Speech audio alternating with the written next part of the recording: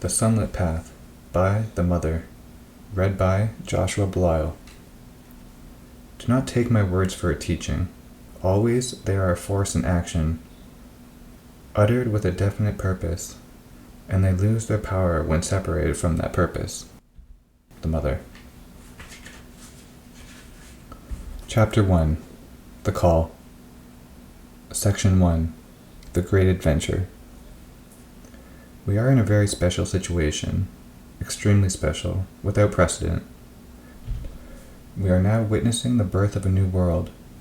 It is very young, very weak, not in its essence, but in its outer manifestation, not yet recognized, not even felt, denied by the majority.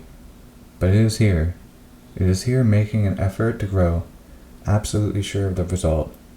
But the road to it is a completely new road which has never before been traced out. Nobody has gone there. Nobody has done that. It is a beginning, a universal beginning. So, it is an absolutely unexpected and unpredictable adventure. There are people who love adventure. It is these I call, and I tell them this. I invite you to the great adventure. It is not a question of repeating spiritually what others have done before us, for our adventure begins beyond that. It is a question of a new creation, entirely new, with all the unforeseen events, the risks, the hazards it entails. A real adventure, whose goal is certain victory, but the road to which is unknown and must be traced out step by step in the unexplored. Something that has never been in this present universe and will never be again in the same way. If that interests you, well, let us embark. What will happen to you tomorrow? I have no idea. One must put aside all that has been foreseen, all that has been devised, all that has been constructed, and then set off, walking into the unknown, and, come what may, there. Section 2. The Sublimest of Adventures. There is a moment when life, such as it is, the human consciousness, such as it is, seems something absolutely impossible to bear. It creates a kind of disgust, repugnance.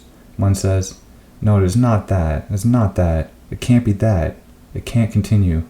Well, when one comes to this, there is only to throw in one's all one's effort, all one's strength, all one's life, all one's being into this chance, if you like, or this exceptional opportunity that is given to cross over to the other side. What a relief to set foot on the new path that will lead you elsewhere. This is worth the trouble of casting behind much luggage, of getting rid of many things in order to be able to take that leap. That's how I see the problem. In fact, it is the sublimest of adventures.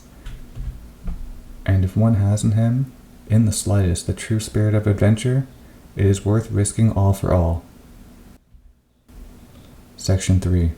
A Decisive Turning-Point. At the moment we are at a decisive turning point in the history of the earth, once again. From every side I am asked, what is going to happen? Everywhere there is anguish, expectation, fear. What is going to happen? There's only one reply. If only man could consent to be spiritualized. And perhaps it would be enough if some individuals became pure gold. For this would be enough to change the course of events. We are faced with this necessity in a very urgent way. This courage, this heroism, which the divine wants of us, why not use it to fight against one's own difficulties, one's own imperfections, one's own obscurities? Why not heroically face the furnace of inner purification so that it does not become necessary to pass once more through one of those terrible, gigantic destructions which plunge an entire civilization into darkness? That is the problem before us.